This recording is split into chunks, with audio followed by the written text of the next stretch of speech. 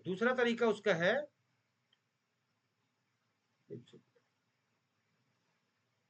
कि रोजगार मॉडल, कि आप उसको जो है रोजगार देना है आपको, ठीक है ना, तो उससे अपना विकास हो जाएगा।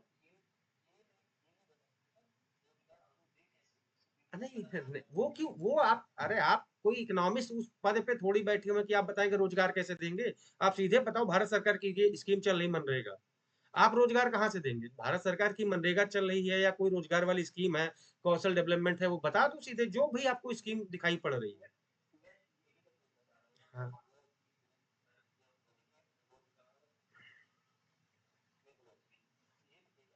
हाँ, तो रोजगार में बढ़ोतरी के बाद एग्जाम्पल डाल दो, जैसे मनरेगा चल रही है, तो जो चल रहा है आपको वहां कुछ नवीन नहीं शोध करना है कि हम रोजगार कैसे दें, वो फंक्शन बताएं, टीचर जाए, ऐसा ये सब जरूरत नहीं है।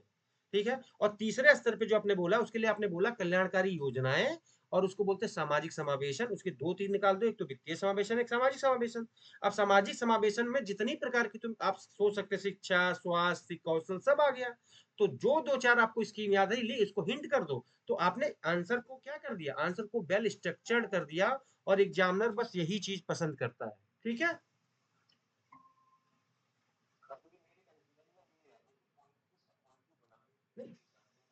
पॉइंट फिर देखो, मैंने क्या कहा कि आपको स्मार्ट बनना पड़ेगा यार राहुल, है ना।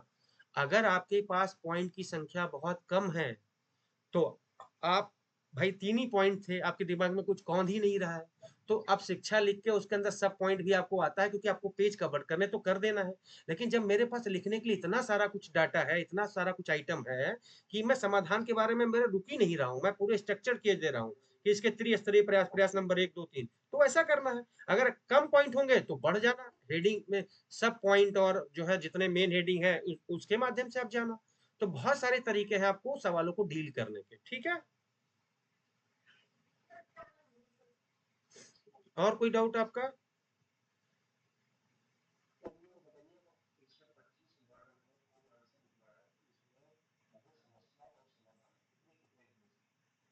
ये तो आप पे डिपेंड करता है, और आप लिख भी सकते हैं, आप अपने शब्दों को अगर बचाएंगे, आपके पास ज्यादा पॉइंट है, तो आप कुछ शब्दों को बर्बाद मत करिए, सीधे कारण गोला करके उसी में 10 20 25 30 जितनी लिखना चाहते हो सब लिख दो, वो कुल मिला के 25 ही शब्द हुआ, है ना।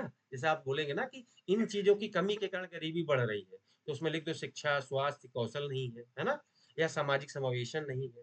तो ऐसे जितनी तीर निकालेंगे उस शब्दों से आपका काम हो गया, उस सवाल की स्ट्रेटजी पे आप जाएंगे, तो आप अच्छा हैंडल कर पाएंगे।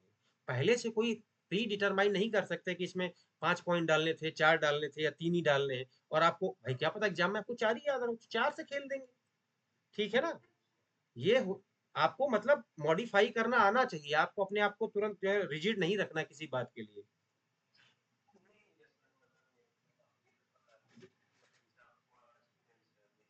हम्म।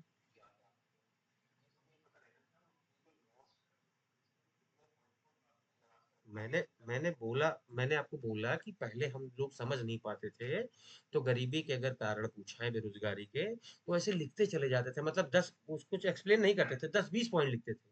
लेकिन बाद में जब अच्छे लोगों से बात हुई, और कॉल शुरुआत खुद की कॉल जब इंटरव्यू नहीं आई, तो लगा कि गलत दिशा में लिखते हैं। आप चाहे 6 ही पॉइंट लिखो, पर उन 6 पॉइंट का एविडेंस देना बहुत जरूरी है।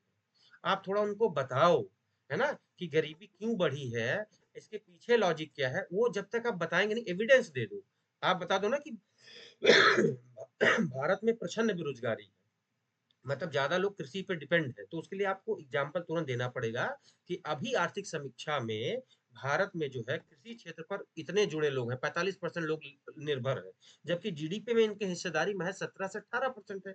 तो आपने इसको बोलते हैं एविडेंस देना, चाहे 5 ही पॉइंट लिखो, पर एग्जाम्पल डालेंगे तो आप 5 पॉइंट से भी बहुत अच्छा आंसर अपने आप को फ्रेम, मतलब अपना आंसर अच्छे से फ्रेम कर सकते हैं। ठीक है। ठीक है। हेलो रागनी, हेलो प्रवेश। अभी भी देखो 7:30 बजे से क्लास स्टार्ट हुई, मतलब सेशन स्टार्ट हुआ, इसके बाद भी संख्या कम है अभी, है ना। 2 3 मिनट वेट और करते हैं, बाकी किसी को कुछ डाउट हो तो बताइए। संजना,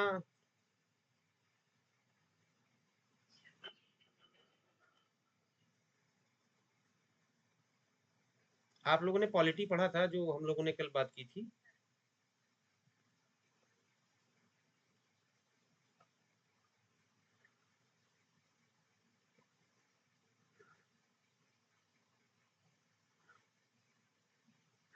जी संजना, नमस्ते। कल जो पॉलिटी हम लोगों ने पढ़ा हुआ था, वो आप लोगों ने पढ़ा या नहीं पढ़ा?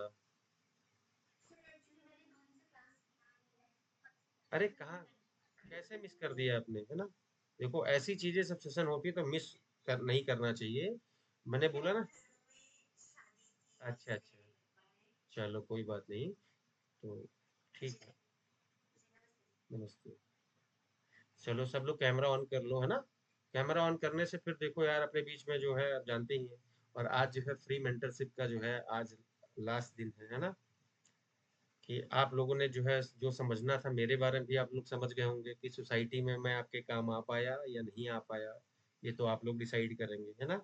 कि कैसे आपके पास कंक्रीट नोट्स बनाने हैं और कैसे प्रैक्टिस करनी है। इसी को बोलते हैं अद्भुत प्रैक्टिस के साथ आप इस परीक्षा के जितने टॉप रैंक लाना चाहते हैं सब ला देंगे, अगर थोड़ी मेहनत आप करेंगे। तो मैं आपके साथ जो है मेहनत करने को तैयार हूँ। अब देखना है आप कितना तैयार हैं, ठीक है? तो हम लोग जो है अपने टॉपिक को स्टार्ट करते हैं। आज अपने सोसाइटी का लास्ट टॉपिक है क्षेत्रवाद, है ना?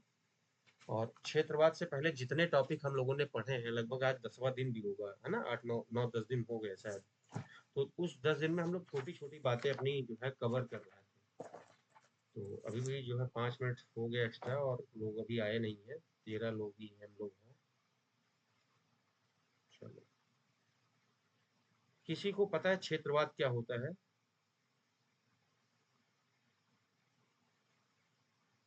कोई बताना चाहेगा क्षेत्रवाद क्या होता है? देखो ये म्यूचुअल है। अगर आप लोग अपने कैमरे ऑन करके थोड़ा सा बोलेंगे तो आपकी भाषा पर भी कमांड शानदार बनेगी और आपकी जो है लेखन शैली में उन शब्दों का प्रयोग होना स्टार्ट हो जाएगा। पहली थोड़ी सी झिझक होती है, तो फिर मैंने कई बार समझाया है कि झिझक हटा दीजिए। झिझक अगर झिझकते रहेंगे तो फिर जीवन में झिझकना रह जाएगा, है ना? तो आराम से आप बैठिए, बात करिए, सीखिए, बोलिए, है ना? कोई आप ऐसी भाषा का इस्तेमाल थोड़ी कर रहे हैं जिससे आपको परेशानी हो। तो आराम से बेझिझक बोलिए अगर आपको क्षेत्रवाद आता है तो। कोई बोलना चाहेगा क्षेत्रवाद?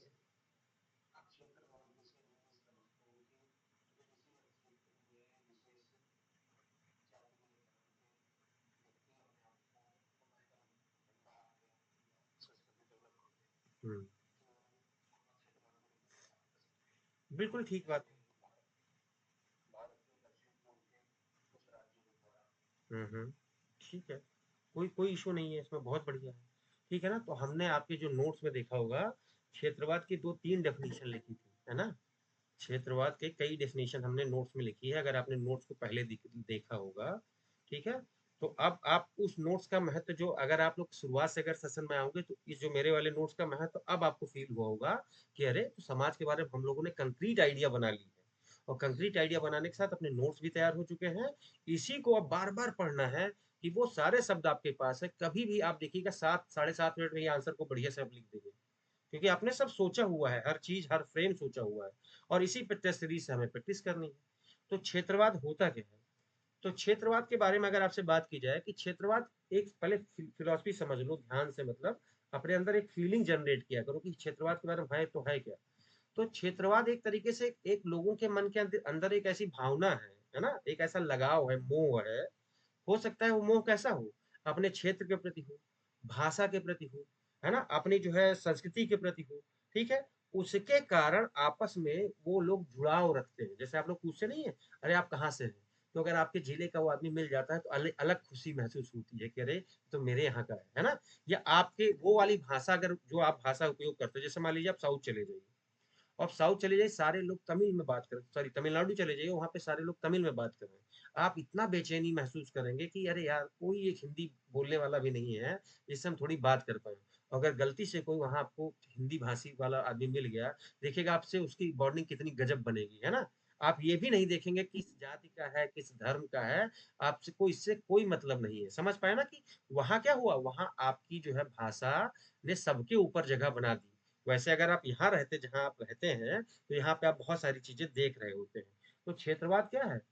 कि आप देखें भूगोल, मैंने जैसे बताया भूगोल हो गया हो, भाषा हो गया हो, संस्कृति हो, इतिहास हो, इनकी साझा भावना के आधार पर एक विशिष्ट समाज जो है सामूहिक पहचान है। तो क्षेत्रवाद क्या है? एक ऐसी जो है विशिष्ट सामूहिक पहचान होती है। क्षेत्रवाद एक क्या है? अब देखो यही सब मैं फिर बोला, मैं किसी वो करके नहीं जाना है जिससे आपका काम ना हो। काम आपको वो करना है जिससे वो सारी चीज आपकी होती चली जाए, वरना पीडीएफ में दिखाए कि देखो ये बनाए तो उससे क्या मिलेगा?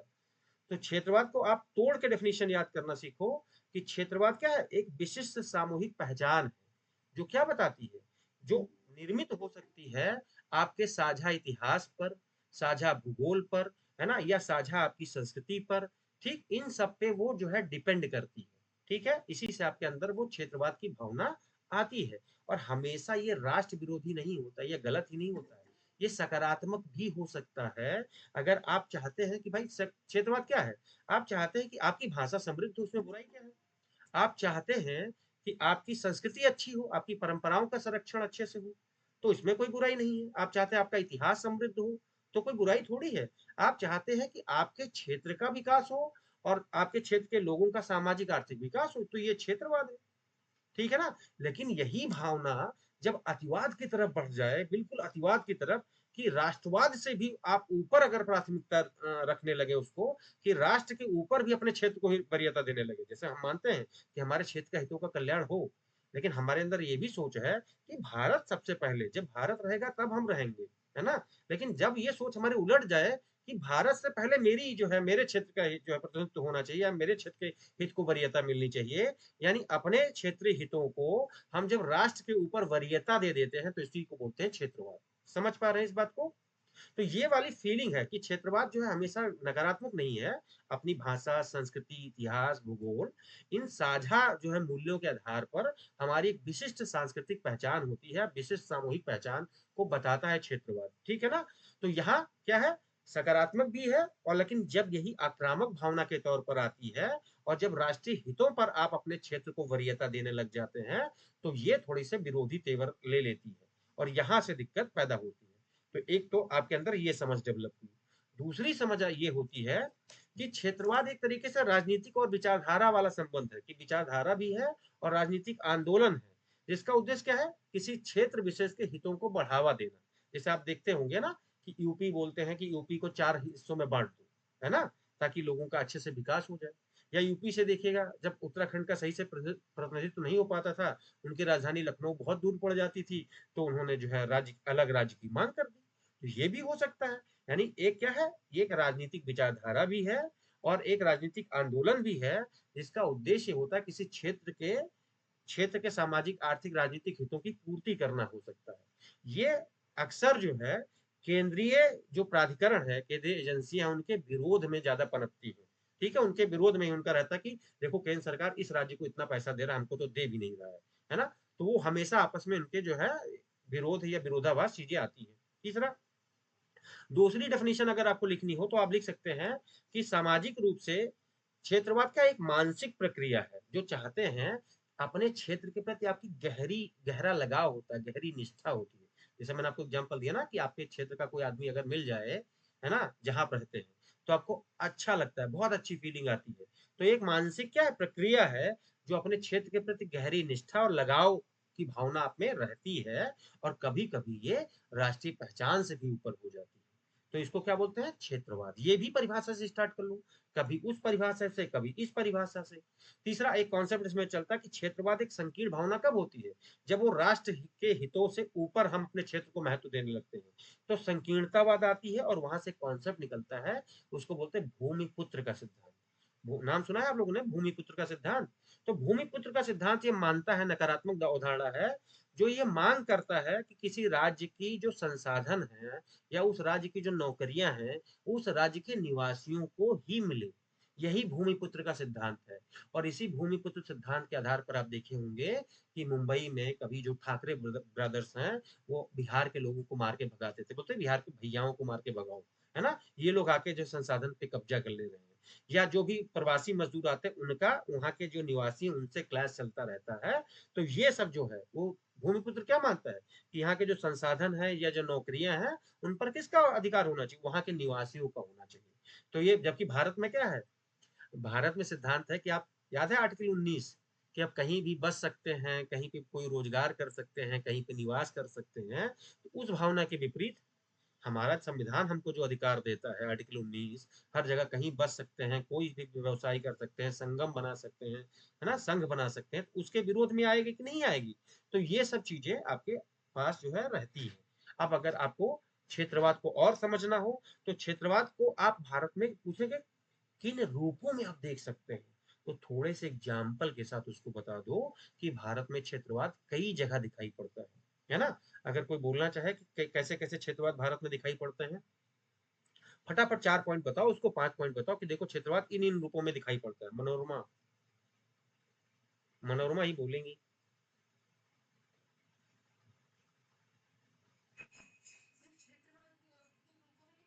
हाँ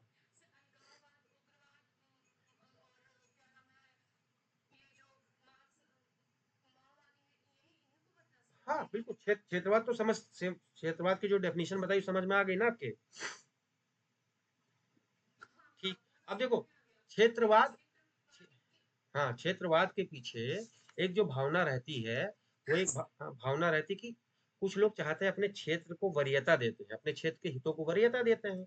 वो चाहते हैं कि मेरी भाषा समृद्ध हो, मेरा भूगोल जो आर्थिक पिछड़ापन है वो दूर हो, है ना, या हमारी जो परंपरा है, संस्कृति है, उसकी रक्षा हो। तो इस चक्कर में वो क्या कहते हैं, इस चक्कर में वो कहते हैं हम पृथक राज्य की मांग करते हैं। ठीक है ना? वो कहते हैं, हाँ बिल्कुल है ना, वो भी है ना। मैंने अभी आपको जो समझाया कि कुछ राज्य के लोग क्षेत्रवाद के कारण अलग राज्य की मांग करते हैं, तो ऐसे लिखना क्षेत्रवाद डैश पृथक राज्य की मांग। और पृथक राज्य की मांग क्यों करते हैं? वो चाहते हैं कि उनकी भाषा, उनका भौगोलिक पिछड़ापन या उनकी जो विशिष्ट सामाजिक सांस्कृतिक परंपराएं हैं उनका रक्षा हो सके। तो वो आंदोलन के माध्यम से अलग राज्य की मांग करते हैं। सिंपल, आपके सामने उदाहरण मौजूद है, चाहे उत्तराखंड का उदाहरण डाल दीजिए, तेलंगाना का डाल दीजिए, कोई भी की अलग राज्य की मांग करते हैं कि भाई यहाँ रहने से हम चूंकि भौगोलिक, sir please take doubt it my first class, sorry मैं आपको, जी बताइए क्या डाउट है आपका, कैमरा ऑन करके बोलिए।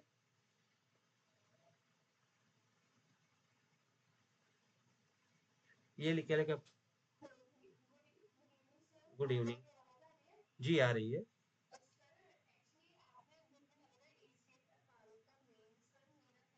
हाँ हाँ, वो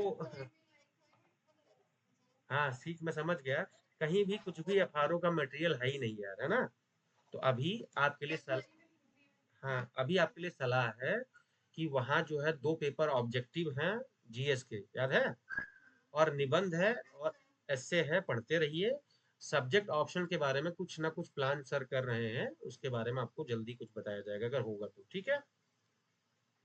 उसके बारे में मैंने बोला ना कि, हाँ मैं समझ गया आपकी बात। एसीएफ एफआरओ के लिए भाई मैंने क्या बोला कि भाई अपना जैसे उसपे ज्यादा कनेक्शन है नहीं, और वहां पे क्या प्रॉमिस कर दे, कोई मटेरियल मार्केट में उपलब्ध तक नहीं है कि किताबें मिल जाए, सरल तो हम कर दें, पर कोई किताबें हिंदी मीडियम में तो बिल्कुल उपलब्ध नहीं है, कुछ भी नहीं है, ना पीवाईक्यू है। तो इसी पे वो जो सर उन्होंने डाला था उस पर सर कुछ सोच रहे हैं, वो आपको जल्दी पता चलेगा। तो जब तक वो लोग सोच रहे हैं तब तक आप क्या काम करेंगे, जो जीएस ऑब्जेक्टिव है 2 पेपर उनको ठीक करिए, निबंध को ठीक करिए और एस्से को ठीक करिए। तब तक वो चीजें ठीक करते रहिए कि ऑप्शन जब भी आएगा तुम देख लेंगे। ठीक है, चलिए अपने उस पे आते हैं, अपने टॉपिक पर।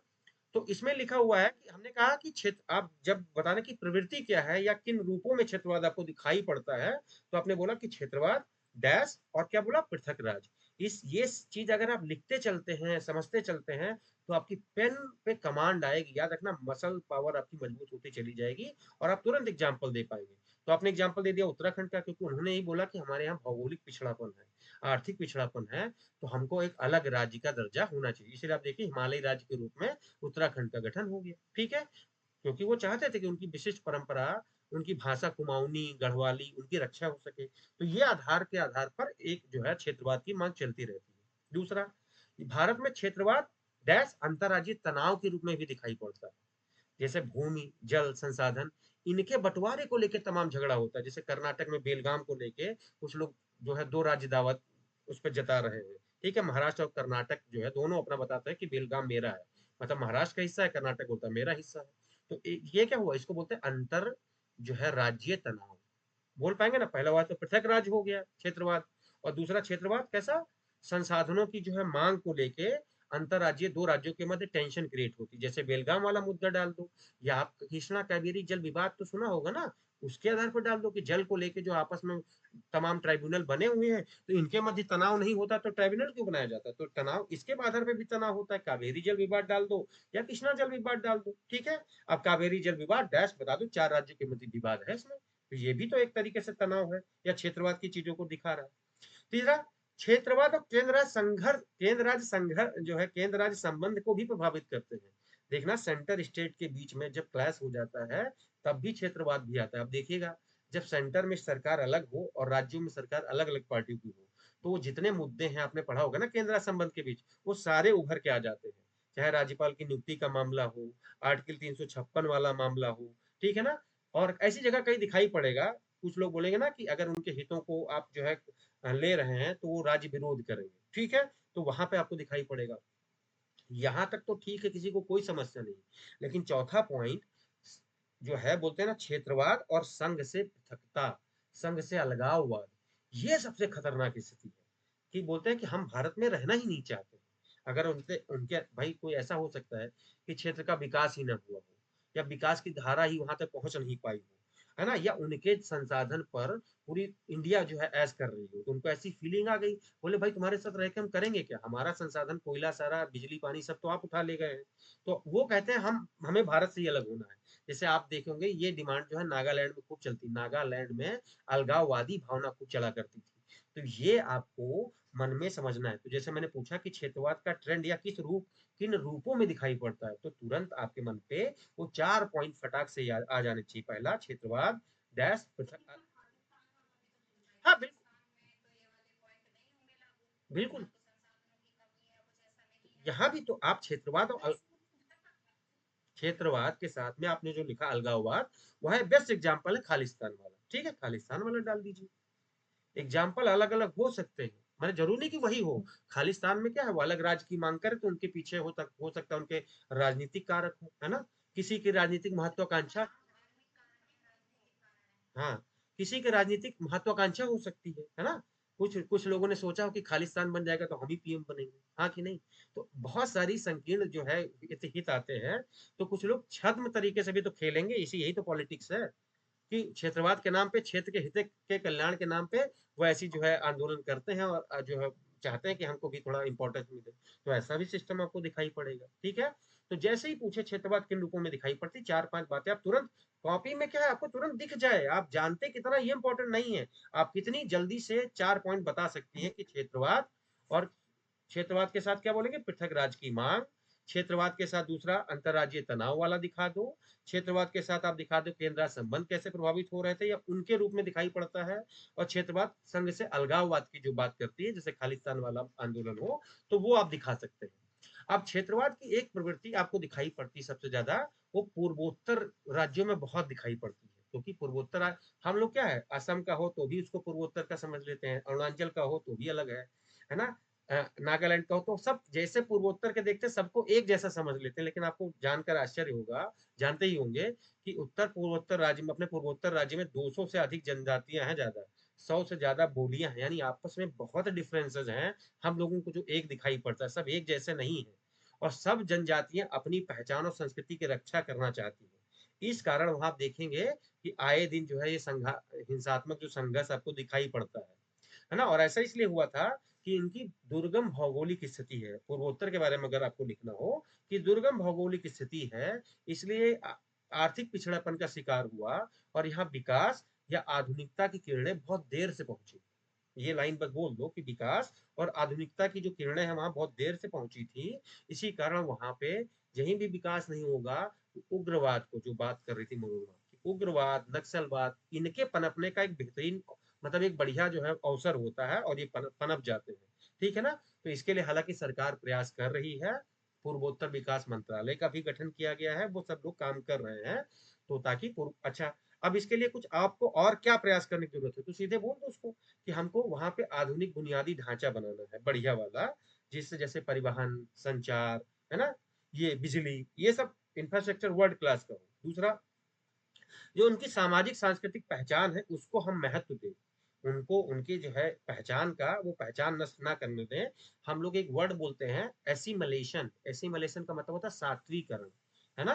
तो इंटीग्रेशन वाला अप्रोच करना चाहिए, एकीकरण करना चाहिए। सात्वीकरण का मतलब है कि आपको हमने अपने में घुला लिया, इसको बोलते हैं assimilation.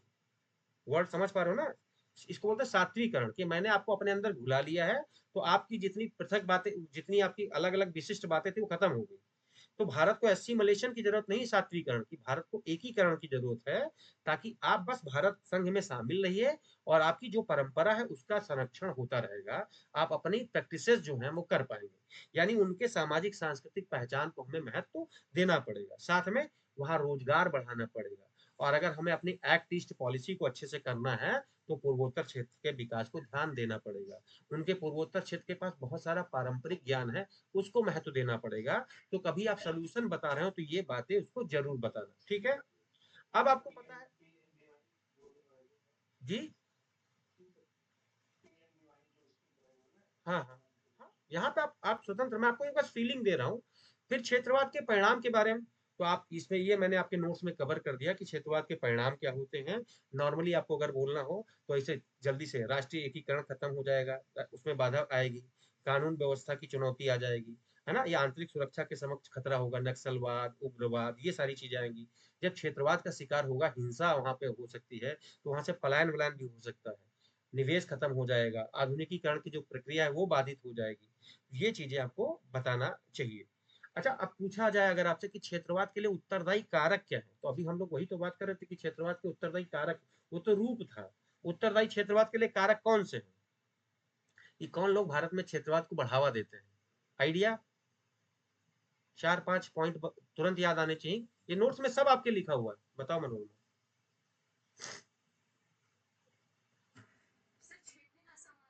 Very good, very good.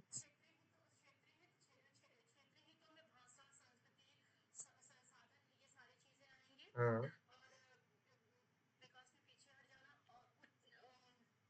विकास कम होना, विकास कम होना, उसी को बोलते हैं सामाजिक, हाँ सामाजिक वंचना है, व्यक्तिगत स्तर पे भी।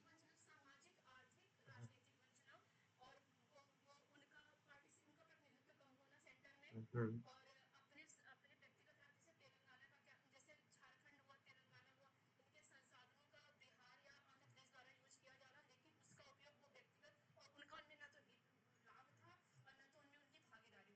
ठीक, ठीक है, बिल्कुल ठीक है। तो ऐसे ही 5 पॉइंट उसको गिना दीजिए। पहला, कि राजनीतिक दलों द्वारा निहित अपनी जो स्वार्थों के चलते ये बार बार जो है क्या करते हैं, क्षेत्रवाद की भावना को बढ़ाते रहते हैं, वो संकीर्ण अवधारणा से चलते रहते हैं। जैसे अब जो क्षेत्रीय दल है वो भी तो इसी को बढ़ाते हैं, समाजवादी पार्टी हो गई, बसपा हो गई, एआईडीएमके हो गई तमिलनाडु में, या डीएमके पार्टी हो गई, ये अपने बस क्षेत्रीय हितों को ये ज्यादा पुरजोर से उठाते हैं, है ना?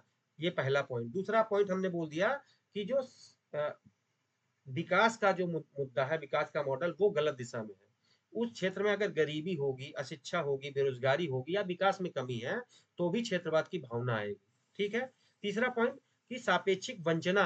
अब सापेक्षिक वंचना का मतलब क्या है? ये वंचना कई रूपों में हो सकती है, कि पूरा क्षेत्र ही गरीब है, जैसे बिहार, तो बोले कि पूरा बिहार ही गरीब है, बीमारू राज्य की कैटेगरी में आ रहा है। दूसरा दूसरा तरीका क्या हो सकता है, सिंपल, आप उसमें देखेंगे कि राज्य के स्तर पे भी हो सकता है, कि दो राज्यों की कंपैरिजन, कि भाई आप देखेंगे महाराष्ट्र या गुजरात राष्ट्र जो राज्य बहुत आगे है, और बाकी बिहार वाला बीमारू राज्य की कैटेगरी में आता है। और राज्य के भीतर भी आप देखेंगे तो कुछ क्षेत्र जो है विकास की धारा में बहुत आगे हैं, और कुछ क्षेत्र विकास की धारा में बहुत पीछे है। जैसे यूपी में देखेंगे तो पश्चिम वाला जो क्षेत्र है वो जीडीपी का अधिकांश हिस्सा दे रहा है, वो डेवलप है। लेकिन यही आपका बुंदेलखंड रीजन देखेंगे, वो पिछड़ गया है। तो राज्य राज्य के भीतर भी विषमता व्याप्त है, दो राज्यों के मध्य भी विषमता व्याप्त है। तो ये सब चीजें डिसाइड करते हैं कि हमको भैया मेरा राज्य अलग करो या इस राज्य के जो है कई टुकड़े कर दो। तो यहाँ से भी चीजें आती, तो 4-5 पॉइंट उसको तुरंत बता दीजिए। साथ में अगर आपको बताना है कि उपाय क्या है, उपाय के लिए आप उसको तुरंत डायरेक्ट या तो उपाय अप्रोच करिए। दूसरा उपाय का एक तरीका बढ़िया है, नोट में आपके मैंने डाला हुआ है, सरकारी उपाय, कि भाई सरकार के स्तर पे क्या कर सकते हैं, और दूसरा व्यवहारिक उपाय। अब सरकारी उपाय ये है कि जैसे सरकारी उपाय तो यही किया गया ना, कि भाषाई आधार पर राज्यों का गठन किया गया है, किया गया कि नहीं किया गया? भाई कि जो राज्य डिमांड कर रहे थे कि हमको हमारे भाषा का जो संरक्षण दिया जाए, तो हमारा नया राज्य का गठन कर दो। बस मनोरमा मैं तो बोल देता हूँ, ये सरकारी उपाय है ना, भाषाई आधार पर राज्यों का गठन किया जाए। दूसरा, आप क्या करेंगे? विकास को बढ़ावा देंगे, है ना, विकास परक योजनाओं को लागू करेंगे और सत्ता का विकेंद्रीकरण करेंगे। तीसरा, राजकोषीय संघवाद यानी वित्त आयोग आपके अच्छे से भूमिका निभाए और वित्त आयोग आपको क्या, राज्यों को सही से हिस्सेदारी दे। देखें साउथ के राज्य कितना डिमांड करते हैं कि हमारे साथ अन्याय हो गया है, तो जो फार्मूला अप्लाई हो उसमें पूरे राज्य को, पूरे राज्यों को ध्यान में रखा जाए, यानी राजकोषीय संघवाद बढ़िया से। साथ में और क्या देखना याद है ना, विशिष्ट जो है राज्यों की जो उनकी सामाजिक राजनीतिक पहचान का बात थी, या उनकी परंपराओं के संरक्षण की बात थी, इसीलिए भारत में विशेष राज्य के दर्जे देने की बात थी। याद है 371, ए बी सी डी, है ना, A for Assam, B for, याद है, सॉरी ए फॉर नागालैंड था, बी फॉर असम था, 371 बी ए, ये सब जितने आपने A B C D E F पूरा पढ़ा हुआ था जे तक, तो ये क्या है, ये विशेष राज्य की जो है दर्जा दिया गया, तो ये सरकारी उपाय है ना।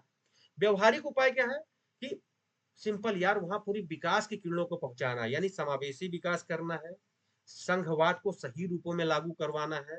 तीसरा, अगर कोई विवाद हो रहा है दो राज्यों के मध्य, तो उसके लिए शांतिपूर्ण और संवैधानिक तरीके से हल निकाला जाना चाहिए, आप बोलो उसको, ठीक है ना। विकास में लोगों को इन्वॉल्व करो। साथ में क्या, राष्ट्रीय एकता को बढ़ावा दो, आपस में डायलॉग, संवाद करो। संवाद जब करेंगे, है ना, मंच से, तब जाके ये सब, जैसे आप देखिए इसमें कौन मदद कर, बॉलीवुड। बॉलीवुड मूवी जब आप आती है तो कुछ देखा, कुछ ऐसी मूवी हैं जो पूरे राष्ट्र को जोड़ देती है, जोड़ देती कि नहीं जोड़ देती, क्रिकेट, कुछ ऐसी चीजें होती हैं जो पूरे राष्ट्र में जो है राष्ट्रीयता को बढ़ावा दे देती है ना। ये आपको थोड़ा समझने में, उनकी संवेदनशीलता को समझने में मदद कर जो है मिल जाती है।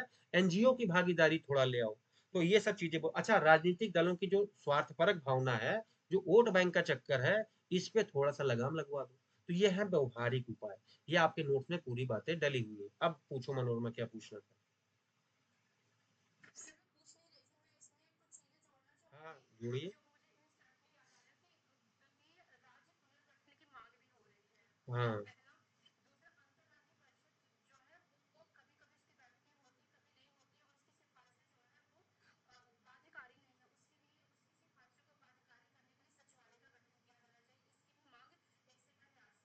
वेरी गुड, बहुत बढ़िया।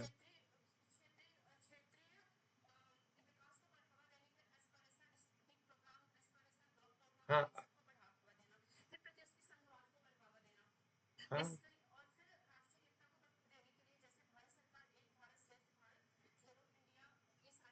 हाँ, हाँ, ठीक, ठीक, ठीक, बिल्कुल ठीक है, क्योंकि आपने यहाँ स्कीमें डाल दी, अच्छे अच्छे, जो जो मैंने कहा कि जो बातें मैंने की, आप उसको एग्जाम्पल से प्रूव कर रहे हैं। एक जो है राष्ट्र, एक एक भारत श्रेष्ठ भारत वाला, खेलो इंडिया, है ना, उन चीजों से आपने उसको पुष्ट कर दिया है। तो इस नोट्स को आप ध्यान से देख लीजिए, उसमें वही बातें जो आपने लिखा है ना, इसको एक्स्ट्रा एडिशनल इन्फॉर्मेशन थी, इसको अपने पेज पे चुपके से और नोट कर लेना है। अब इसको आप नोट्स को देखिए, इसमें जो सवाल पूछा हुआ, पूछा देखो, 3 सवाल पूछे थे मैंने, क्षेत्रवाद का पूरा कॉन्सेप्ट आपको बताया कि क्षेत्रवाद होता क्या है, क्षेत्रवाद के कारण क्या है, क्षेत्रवाद किन रूपों में दिखाई पड़ता है, क्षेत्रवाद को सॉल्व करने के लिए तरीके क्या हैं। यही बात तो हुई ना, पहले ये जान लेते हैं। इसमें देखिए लिखा हुआ है, 3 सवाल पूछे हैं कि क्षेत्रवाद भारत के विकास में किस प्रकार जो है बाधाएं उत्पन्न करता है, यानी समस्या क्या है, यही सिंपल। दूसरा सवाल पूछा, भारत में बढ़ता हुआ क्षेत्रवाद किस प्रकार से अर्थव्यवस्था पर और राज्य व्यवस्था को प्रभावित कर रहा है, ठीक है। तीसरा सवाल इन्होंने पूछा है कि क्षेत्रवाद राष्ट्रीय एकता को कैसे प्रभावित करा। अब ये तीनों सवाल 100 125 25 शब्द में पूछे हैं, कोई ऐसी खास बात इन्होंने पूछी नहीं थी। फिर भी हमने कहा आगे इन फ्यूचर कुछ भी आए तो इतना मैंने आपको उसके पीछे समझाया है। अब देखो, ये जो जितनी डेफिनेशन मैंने बोली है क्षेत्रवाद की, वो सारी डेफिनेशन यहाँ डली हुई कि नहीं डली, आप देखते चलिएगा। दिख रही सबको स्क्रीन पे कि क्षेत्रवाद की जो तीनों डेफिनेशन चारों मैंने बोली थी, वो सारी डेफिनेशन यहाँ डली हुई है, ठीक है। फिर यहाँ देखो, अब उत्तर नंबर 2 पे मैंने लिखा था जो सवाल पूछा था, क्योंकि जो हमने आपको इतना सारा ज्ञान दिया, उस ज्ञान देने में ये बात नहीं हुई थोड़ा डिटेल में कि अर्थव्यवस्था पर क्या प्रभाव पड़ेगा या राजनीति पर क्या प्रभाव पड़ेगा। तो उसको मैंने यहाँ 2 3 4 पॉइंट्स में बना दी, आप अलग से भी अपने पॉइंट ऐड कर सकते हैं एक्स्ट्रा में। इसने पूछा था ना कि क्षेत्रवाद क्या है, अर्थव्यवस्था को कैसे प्रभावित करता है और राज्य व्यवस्था को कैसे प्रभावित करता है। तो मैंने सिंपल सी डेफिनेशन लिखी कि भारत में क्षेत्रवाद का तात्पर्य राष्ट्रीय, जो राष्ट्रीय ढांचे के भीतर क्षेत्रीय पहचान और हितों की अभिव्यक्ति से है। देखो मैंने भूमिका ही बदल दी है कि भारत में क्षेत्रवाद अलाउ है, लेकिन राष्ट्रीय पहचान ऊपर रहेगा, उसके अंतर्गत संविधान के दायरे में रहते हुए आप उसकी अभिव्यक्ति कर सकते हैं। तो 1980 के दशक से इसकी बढ़ती अभिव्यक्ति ने भारत की अर्थव्यवस्था और राजव्यवस्था पर दोनों पर प्रभाव डाला है। तो अर्थव्यवस्था पर अगर आप लिख रहे हैं तो सिंपल इसमें डाल दीजिए, क्या डालेंगे कि अर्थव्यवस्था पर क्या प्रभाव क्षेत्रवाद डालता है। वो लोग जो विकास की धारा से पीछे छूट गए होंगे वो कह रहे होंगे कि हमारे यहाँ विकास तेज करो, यानी क्षेत्रीय समानता और विकास की मांग कर रहे होंगे। जैसे आप तेलंगाना का गठन बोल सकती हैं या झारखंड का गठन बोल सकती हैं कि भैया हमको एक अलग राज्य के रूप में दो, ताकि हमारे यहाँ जो विकासात्मक असंतुलन हुआ है उसको हम दूर कर सकें और डेवलप हो सके खुद को। ठीक है। दूसरा, प्रतिस्पर्धी, जहाँ संघवाद लिखा हुआ आर्थिक संघवाद कर देना है ना, मैंने आर्थिक संघवाद, आर्थिक लिखना भूल गया हूँ। तो प्रतिस्पर्धी आर्थिक संघवाद का जो है वो चाहते हैं कि राज्य स्तरीय, जैसे आप देखोगे ना उत्तर प्रदेश में वैश्विक निवेश शिखर सम्मेलन चलता रहता है। वो चाहते हैं कि उत्तर प्रदेश का हमें अगर डेवलपमेंट करना है तो वैश्विक जो है निवेश शिखर सम्मेलन हो, ताकि बहुत पूरी दुनिया से हमारे यहाँ इन्वेस्टमेंट आए। जैसे आप लोगों को पता है ना, उत्तर प्रदेश में 50 लाख करोड़ का निवेश जो है इस बार उसका मेमोरेंडम साइन हुआ था। तो वो लोग चाहते हैं कि अलग अलग से जो है सम्मेलन करते हैं, विदेशों में भी जाके कर लेते हैं। वो चाहते हैं विकास के नए मॉडल दिए जाएं। तो इसका भी जो है क्षेत्रवाद के कारण अलग अलग चीजों में अपनी अर्थव्यवस्था को अच्छा करने के लिए वो कोशिश करते हैं। ठीक है ना। तीसरी कोशिश ये रहती है कि आपस में जो है अर्थव्यवस्था पर कि क्षेत्रीय आर्थिक जो है विषमता और प्रतिस्पर्धा भी हो जाती है। जैसे आप देखेंगे दक्षिण भारत के जो राज्य हैं या जो पश्चिम राज्य, ये डेवलप हो गए, और इधर जो बीमारू राज्य की जो कैटेगरी में आते थे, जो है बिहार, छत्तीसगढ़, झारखंड वाले राज्य है ना, वो बीमारू राज्य की कैटेगरी में। तो इनके बीच में जब अंतराल गहरा होता है तो आपस में क्या होता है, आपस में संघर्ष फिर से स्टार्ट हो जाता है। तो ये क्षेत्रवाद ने जो है आपस में विषमता को बढ़ा दिया है। यानी जब क्षेत्रवाद के कारण क्या, वो राज्य डेवलप हो गए और ये राज्य विकास की उसमें पीछे छोड़ गए। तो इसने क्या किया, अर्थव्यवस्था पर कैसे प्रभाव छोड़ा, विषमता को बढ़ा दिया। राज्यवार भी विषमता बढ़ा दिया, राज्य के भीतर भी विषमता को बढ़ा दिया, ये मतलब है। जी मनोरमा।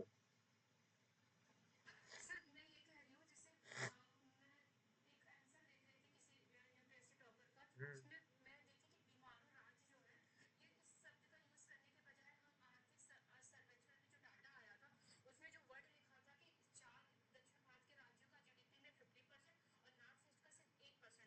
हाँ हाँ बिल्कुल। अरे भाई मैंने बोला ये तो आपके ज्ञान को बताएगा। मैंने बोला ना कि जैसे आपने हमको बताया, अब ये वाला जो आपने डाटा लिखा, ये नोट्स आपके पास है ना। मैंने क्या बोला था, इसी के पीछे आप एक पेज और अटैच करिए। तो जो अभी आपने वो बातें बोली थी, ये बातें लिखो। आपने एक बार यहाँ बोला, एक दो बार अपनी सहेलियों को बताओ, तब जाके वो डाटा आपके साथ उस दिन परीक्षा पे जाएगा और धड़ल्ले से जाएगा। तो आपने, मैंने बोला ना कि मैं बात कर रहा था तो मैं, मेरी बात बात विशुद्ध बकवास थी। क्यों? क्योंकि उस पे एविडेंस नहीं था। बीमारू राज्य कह के काम चला रहता, समझ रहे हैं ना। लेकिन आपने जब बात बोली कि बीमारू कैसे, तो आपने बताया कि 4 दक्षिण भारतीय राज्य और एक इधर वाला तुलना करके बताई। तो यानी ये लड़की अभी जस्ट लेटेस्ट इकोनॉमिक सर्वे पढ़ी है। मैं नहीं पढ़ा था, मैं पुराने वाले इकोनॉमिक सर्वे से काम चला रहा था। भाई मैं टीचर हूँ तो मैं समझो कि मैं क्यों पढ़ूं। मैं अपनी एनर्जी को बचाना चाहता हूँ कि अरे ठीक है अपना काम चला ले। लेकिन आप एस्पिरेंट हो और आप ज्यादा मेहनत करते हो, तभी तो आपने बताया कि टीचर को भी लगता है अरे यार ये तो लेटेस्ट सर्वे से अपडेट। तो लेटेस्ट सर्वे, बजट, इनके आंकड़े अगर आपके पास आते तो अच्छी चीज होती है, तुरंत डालो। ठीक है, डाल देना। ठीक। अगला जो है अर्थव्यवस्था पर प्रभाव क्या होता है, प्राकृतिक संसाधनों का जो दावा होता है उसके कारण विवाद होता है। जैसे कृष्णा कावेरी जल विवाद, उसको डाल दो, इसमें आंसर में सब डाला हुआ है। या क्षेत्रीय बुनियादी ढांचे और जो आपके पहचान वाले उद्योग हैं उनका संरक्षण पे बातचीत आती है।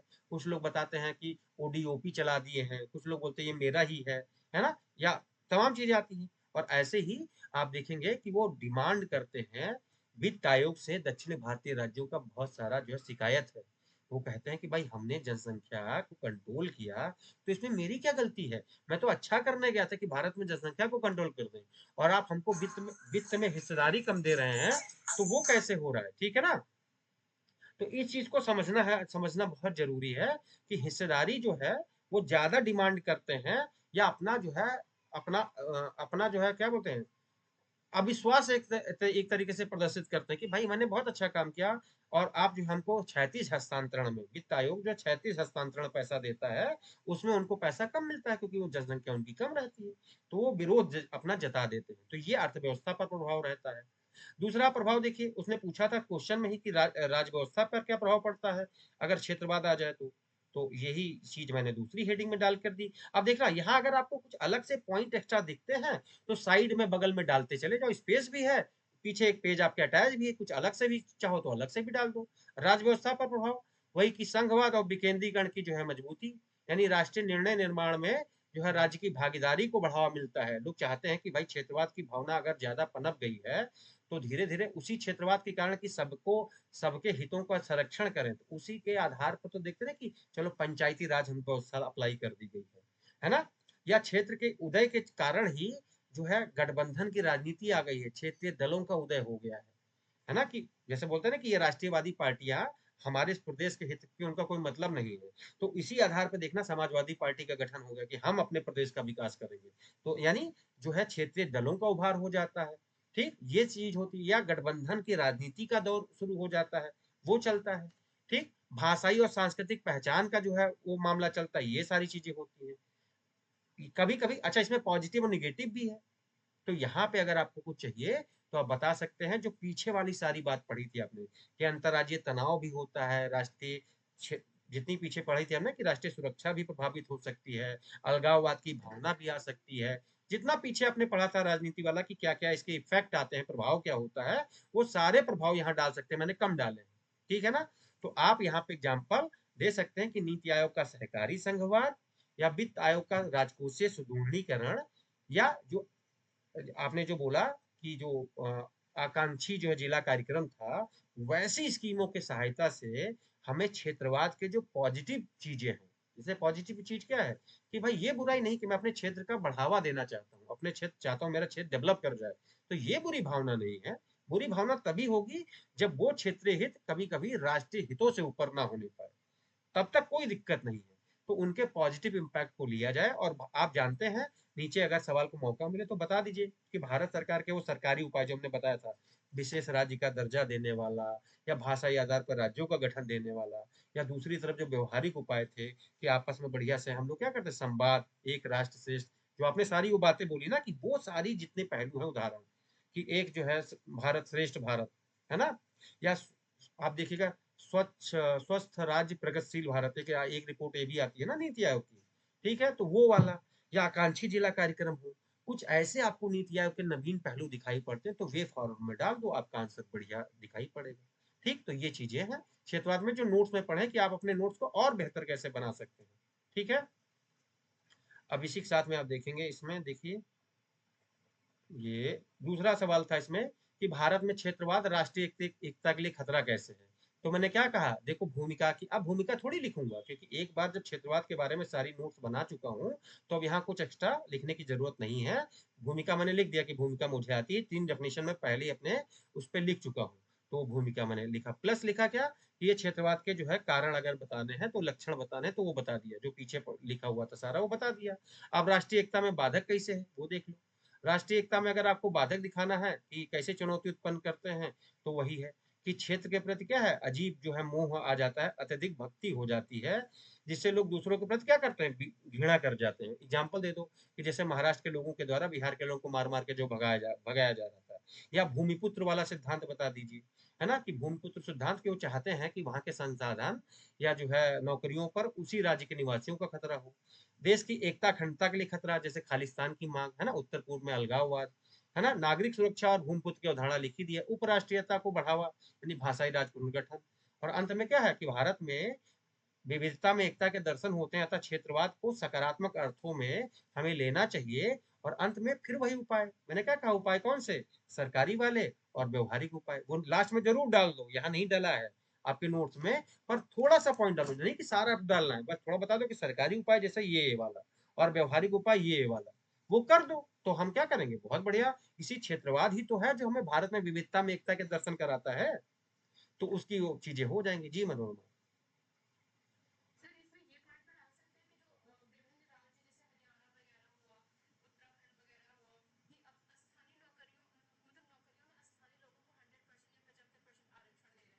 हाँ, कौन दिया है? अच्छा, हरियाणा में दिया गया है। हम्म, तो ये क्षेत्रवाद है ही है भाई, ये इम्पैक्ट है, बिल्कुल है, डाल सकते हैं। ठीक है, तो मैंने बोला ना कि भाई आप लोग अगर इस पे बहस खूब करेंगे ना, तो तो आपके पास बेहतरीन बेहतरीन एग्जाम्पल दिखाई पड़ेंगे। जैसे आप बात करें, अब अगर बाकी लोग भी कॉपरेट करते तो उनके पास भी अच्छे एग्जाम्पल आते। तो इसको बोलते हैं म्यूचुअली जो है आप एक दूसरे से फायदा देते। अब मैं एग्जाम्पल आपको बता रहा था, दो एग्जाम्पल आपने बताए, दो एग्जाम्पल कोई और बताता तो क्या होता, दिमाग चारों तरफ से डाइवर्सिफाई हो जाता है। यही तो इनोवेशन, यही तो बोलते हैं नवाचार चल रहा है। तो हम एक दूसरे से सीखते भी हैं, सिखाते भी हैं। ये सिस्टम ज्यादा अच्छा लगता है। ये आपने बताया, मैंने बोला ना कि इस सवाल के अंतर्गत नीचे आपको डालती कि थोड़ा सरकारी जो प्रयास किए गए हैं संविधान वाला, एक व्यवहारिक उपाय भी किया जा रहा है। तो क्षेत्रवाद जो हमको भारत में विविधता में एकता के दर्शन करवाता है, उसके सकारात्मक अर्थ में लेते हुए उसकी जितनी चुनौतियां हैं उसको कम करने के लिए हमें ये उपाय करने चाहिए, वे फॉरवर्ड। अब वो आंसर आपका बहुत अच्छा दिखता है। तो आप जो है, मैं बोला ना कि क्षेत्रवाद के जब आप बता रहे थे कि बाधक कैसे है, तो वो बाधक को देने के लिए आप बस एग्जाम्पल उसको वो ढूंढ रहा होता है कि जैसे अलग राज्य की मांगी कर ली कुछ लोग अलगाववाद की तरफ बढ़ गए, जो पीछे पहले मैंने पढ़ाया था, तो उसी बातों से मैंने आंसर को फ्रेम कर दिया। ठीक है। अब एक और मैंने इसमें डाल दिया था कि जो मैंने आपको पहले पूरा सारा डिटेलिंग कराई है, फिर इसको सवाल दिखा रहा हूँ कि नोट्स में क्या क्या चीजें डाल दिया था। तीसरे देखो जो बताया कि क्षेत्रवाद भारत में किस प्रकार, जो सबसे पहला सवाल उसमें लिखा था कि भारत में किस प्रकार की बाधा उत्पन्न करता है। तो वही बाधा कि राष्ट्रीय एकीकरण की प्रक्रिया बाधित हो जाती है। देखिए, एक सेकंड, कोई अभी आ रहा है। सब लोग एक अलग अलग टाइम पे आते हैं, अलग अलग टाइम पे चले जाते हैं ना। तो क्षेत्रवाद में क्या जो है बाधा कैसे उत्पन्न कर रहा है, वही जो पीछे से पढ़ रहे थे कि भाई एक तो अलग राज्य की मांग करते हैं, अलगाववाद हो सकता है, तो भारत की से एकता अखंडता है वो प्रभावित हो सकती है, जो राष्ट्रीय एकीकरण की प्रक्रिया वो बाधित हो सकती है। अब जो खालिस्तानी की मांग करेंगे या पूर्वोत्तर राज्य में जो अलगाववाद चलता है, आप देखे होंगे ना, इधर मणिपुर में कितनी अशांति बनी हुई है। तो वहां पे अगर कानून व्यवस्था के समक्ष संकट हो सकता है, लोग पलायन करेंगे, है ना, राष्ट्रीय विकास या निवेश बाधित हो जाएगा, आंतरिक सुरक्षा के समक्ष खतरा हो जाएगा। ठीक है ना। वही क्षेत्रीय असमानता जो पीछे आपने पढ़ा, कुल मिला के वही है। राष्ट्रीय सुरक्षा के समक्ष खतरा है, उसी बात को बढ़ा दिया है। नागरिक सुरक्षा, आप देखो कुछ इसमें था कुछ नहीं, कि बस अगर आप थोड़ा सा पॉइंट लिख पाए, और जो जो उपाय मैं आपको बता रहा था कि उपाय कैसे लिखने हैं, वो उपाय वाली हेडिंग मैंने यहाँ डाल दी है। ठीक है, कैसे उपाय डालने हैं ये आप डालना है कि जब भी उपाय लिखो तो ऐसे लिखो सरकार के स्तर पे। दिख रहा है आपको, भाषाई आधार पर राज्यों का गठन, सत्ता का विकेंद्रीकरण यानी आरक्षण या पंचायती राज, और विशेष राज्य का दर्जा दे दो, या पेशा जैसी चीजें लगा दो। अगर पेशा नहीं आया होता और जनजातीय क्षेत्रों में वही चीज हमें अप्लाई करते पंचायती राज वाली, तो बताओ वो लोग नाराज होते कि नहीं होते? होते ना। तो हमने देखिए ये भारत ने पूरी दुनिया को एक नया मॉडल दिखा के दिया है कि देखो हमने अपनी परंपराओं का भी संरक्षण कर लिया, और जहाँ जनजातीय आबादी थी, जहाँ शेड्यूल एरियाज था या ट्राइबल एरियाज था, वहां पे हमने पंचायत को लागू ना करके थोड़े बहुत संशोधन के साथ panchayat extended to schedule areas PESA apply कर दिया है। तो उनकी जो है परंपराओं का भी संरक्षण हो पाता है, ग्राम सभा को थोड़ी शक्ति भी मिल जाती है, राज्यपाल भी रोल प्ले कर जाता है, अपना अच्छे से सिस्टम चलता, कोई अलगाववादी भावना नहीं आएगी, क्योंकि उनके उनको वरीयता दे दी गई है। ठीक है ना। तो ये आपने विशेष राज्य का दर्जा आपने दे दिया। व्यवहारिक उपाय में इतनी लिस्ट लिखी, अब जरूरी कि थोड़ी आप वहां 10 लिखे, ये तो आप सोच रहे थे, तसल्ली से बैठे हो तो लिख रहे हैं। आप 4 पॉइंट डाल दो कि भाई अगर हमें डालना है तो संघवाद को बढ़ावा करना है, हमें जो वित्त आयोग पैसा 36 हस्तांतरण करता उसको तरीके से करना है। ठीक है ना। राष्ट्रीय एकता परिषद को ठीक करवा दो, ये सब चीजें आप उसको बता दो, या सांस्कृतिक एकता और संवाद को आपस में करवा दो। और यहाँ पे वो जो आपने पढ़ा, सरदार सरदार वल्लभ भाई पटेल के उस पे जो एक राष्ट्र श्रेष्ठ एक सॉरी एक भारत श्रेष्ठ भारत, वो वाला कॉन्सेप्ट बना दो, रन फॉर यूनिटी बना दो, कुछ और ऐसी चीजें जिससे देश में क्या है, वो चीजें कनेक्ट कर रही है ना। बॉलीवुड, क्रिकेट, कोई ऐसी चीज कनेक्ट हो रही है, तो उससे आप देश को कनेक्ट कर दो कि हमें जो ये करते जाना है। ठीक है। तो ये जो है सारी चीजें हैं। अब इसको लेके ये 3 ही सवाल पूछे थे। अब अगर आपने इतनी देर क्षेत्रवाद समझा भी है, सीखा भी है, बहुत सारे शब्द सीखे होंगे, बहुत क्षेत्रवाद के कारण बाद में फिर डाल दिया है पहले से, मतलब इसमें नहीं डाला था अलग से, हालांकि मैंने बोल सब दिया है, तो वो सब इसमें चीजें डली हुई हैं। अब इसमें आप जाके घर पे एक पेज अटैच करिए, और जितनी आप ध्यान से सूचना बहुत जरूरी है कि जो आप पढ़ के जाओ, पढ़ बहुत कुछ लेते हैं, लेकिन जब उसका आप चिंतन प्रक्रिया से जब तक नहीं जोड़ेंगे, तब तक वो आपका साथ नहीं देगा। तो घर पे जाके तुरंत सोचा करो कि क्षेत्रवाद मुझे लिखना हो तो कैसे, तुरंत 2 लाइन की डेफिनेशन याद आनी चाहिए। तो तुरंत मन में बना के सोचो 2 लाइन की डेफिनेशन है क्या, वो आपको याद आ जाए। फिर सोचो क्षेत्रवाद के कारण क्या है, तो आपको ऐसे उंगलियों पे गिनो, क्या चाहिए कारण, 2 कारण, 3 कारण। फिर सोचो कि क्षेत्रवाद किन रूपों में दिखाई पड़ता है, और अगर आपको 4 पॉइंट तुरंत वहां से दिखाई पड़ते हैं, इसका मतलब अब आपकी तैयारी। अच्छा, क्षेत्रवाद को रोकेंगे कैसे, तो हमने बोला ना, सरकारी स्तर पर प्रयास, फिर व्यवहारिक स्तर पर प्रयास क्या कर सकते हैं वो। ठीक, क्षेत्रवाद के परिणाम क्या आ रहे हैं ये, क्षेत्रवाद अर्थव्यवस्था को इम्पैक्ट कैसे कर रही है, क्षेत्रवाद राजनीति को इम्पैक्ट कैसे कर रही है। और वहां बढ़िया बढ़िया नवीन नवीन पॉइंट जब सोचेंगे तो आपकी सोच भी अच्छी बनती चली जाएगी। और एक पेज आपने अटैच भी किया हुआ है कि कहीं से, जैसे आपने आर्थिक समीक्षा से पॉइंट उठा लिए, या लेटेस्ट कोई आपको डाटा मिल गया, एग्जाम्पल मिल गया, तो एग्जाम्पल चुरा चुरा के अपनी कॉपी में डालते रहो। जब ये वाली प्रैक्टिस रहेगी।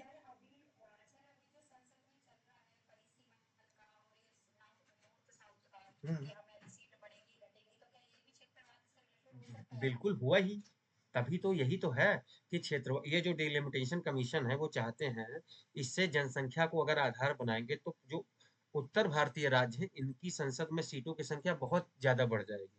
और जो वो राज्य हैं दक्षिण भारतीय जिन्होंने फैमिली प्लानिंग पर या जनसंख्या कंट्रोल करने के लिए बेहतरीन काम किया था, तो क्या वो उनका ये पाप था जो उनको संसद में भागीदारी कम हो जाएगी।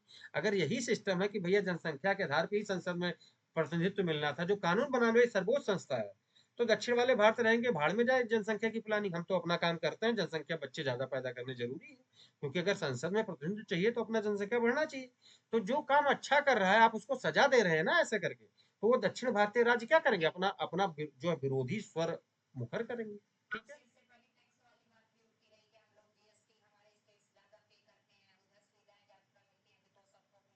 बिल्कुल। तो ये सब चीजें आपको दिखाई पड़ता है। तो जितना बढ़िया आपका ऑब्जर्वेशन रहेगा, उतना बढ़िया आप एग्जाम में एग्जाम्पल यूज करेंगे, जो आपके आंसर की गुणवत्ता को और बढ़ाएगा। ठीक है, तो ये है अप्रोच। अब जितने पेपर हमने, आज मैंने पूरा सोसाइटी के बारे में आपको पूरा दायरा, पूरा जो है ढांचा बना दिया। अब आपके पास यही नोट्स है, इसमें से मैंने बोला था हर सेक्शन के नीचे आप एक एक पेज अटैच कर दो, और आंख खोल करके रखो समाचार पत्र में। हम्म, हम्म,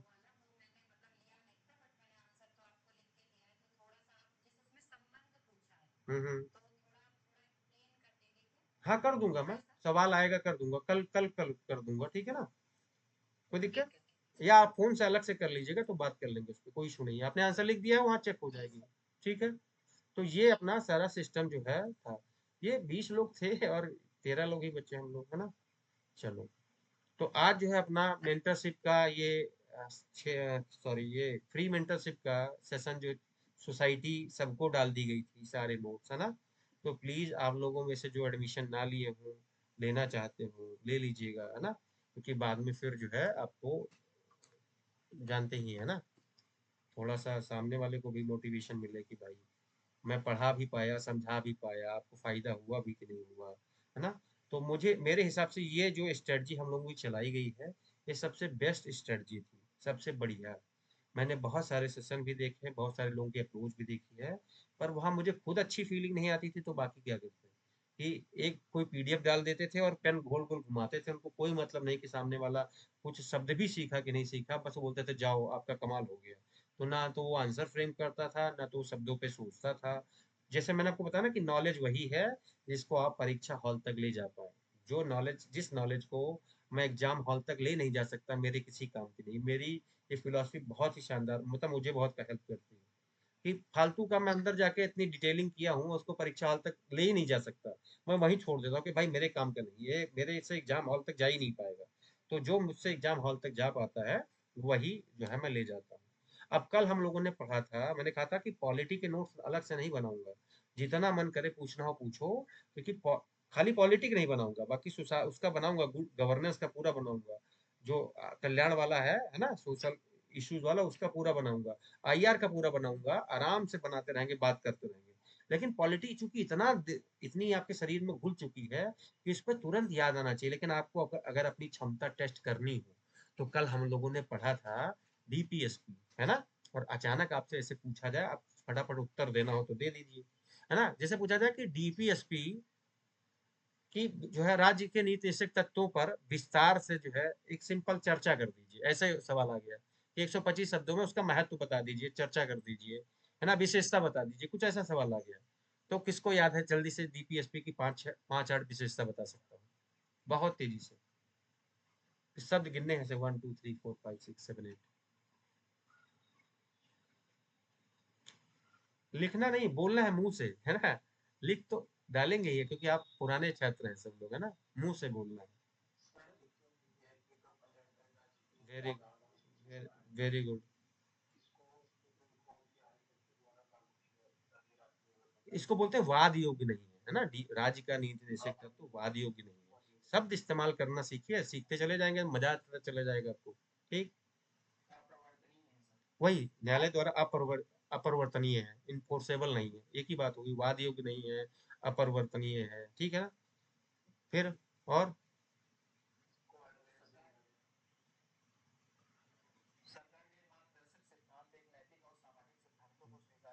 बहुत बढ़िया, वेरी गुड, ठीक है, वेरी गुड, बहुत बढ़िया पॉइंट था। और